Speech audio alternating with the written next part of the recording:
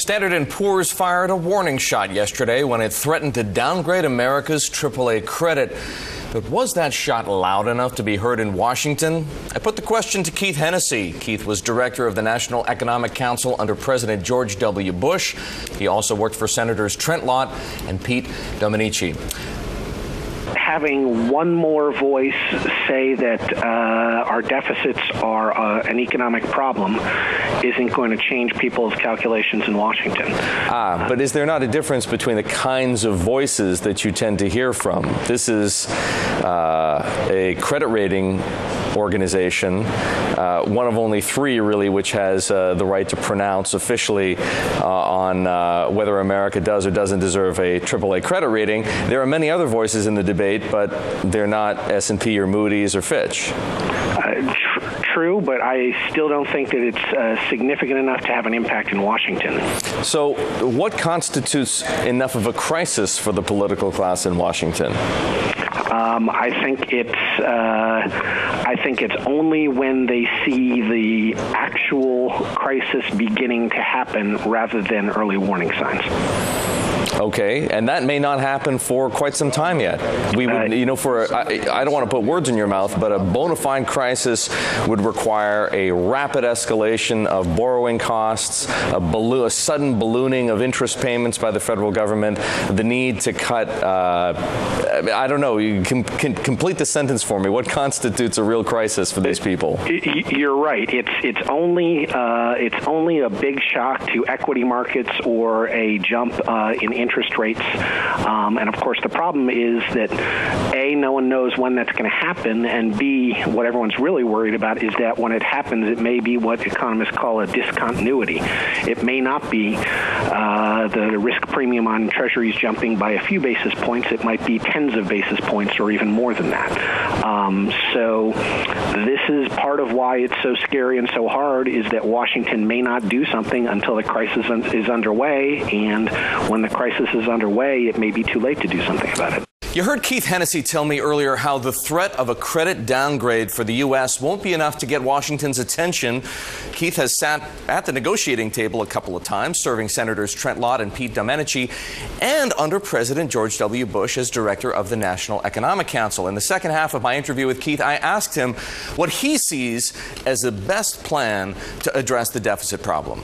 I would say that the most important thing to do is to change the types of promises that government is making to today's workers and especially to today's younger workers. I'm 42 years old. I've got 25 to 30 years before I retire. There's absolutely nothing wrong with the government saying, Keith, the promise that Social Security and Medicare made to your grandparents or to your parents is not going to apply to you. Instead, we're going to make you work more years to be eligible for full benefits. We're going to means test these programs, and we're going to change the structure of delivery of these programs. Now, let's talk about tax reform, because you can talk about raising marginal tax rates for high earners, and you can also talk about one of the components of Simpson-Bowles and Paul Ryan's proposal, which is changing the tax base, eliminating loopholes and broadening the base. Do you see any likelihood of that taking place? I think it would be great if it did. I'm not holding my breath. There's a reason why the last big fundamental tax reform was done in 1986, and that is because it's legislatively very difficult to do. It's a massive collection of action problem combined with going after real sacred cows. I want to ask you one question about size of government. Can we really equate taxes and the question of higher tax rates than we currently have with larger government? If you're raising taxes in order to shrink the deficit, it doesn't necessarily sound to me like we're talking about increasing the size of government. I would agree with that. I measure the size of government through government spending.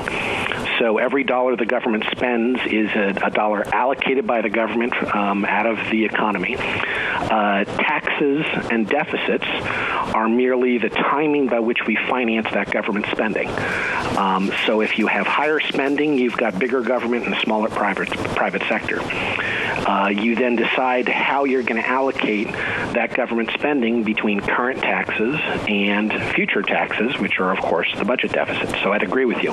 Unfortunately, it is very rare in Washington, extremely rare. It's happened, I think, once in the 20 years that I've been focusing on this. It's extremely rare that Washington raises taxes for deficit reduction. Instead, what they generally do is what's been done over the past 2 years, which is they raise taxes and increase government spending in parallel. So, Keith, none of them is ideal, but how far do you feel the three proposals that are on the table right now, the Simpson-Bowles Commission proposal, the Paul Ryan proposal, and what the president articulated last week, how close do they come to doing what you say is necessary? Well, I think the Ryan plan does it. I think the Ryan plan would fundamentally change. It would flatten out the spending line as a share of the economy so that government spending would remain where it has been over the past 50 years, which is about 1/5 of GDP. And so in doing so, it would address the deficit pressures, and it would mean that we would not have to have the government taking a larger share of the private sector. Simpson-Bowles leans more heavily on tax increases and would address the long-term deficit problems, but it would do so with a bigger government, which would mean a smaller private sector, which is why I don't favor it. And the president's speech, I hesitate to call it a plan because he hasn't provided sufficient detail, at least so far, is focused entirely on the short term.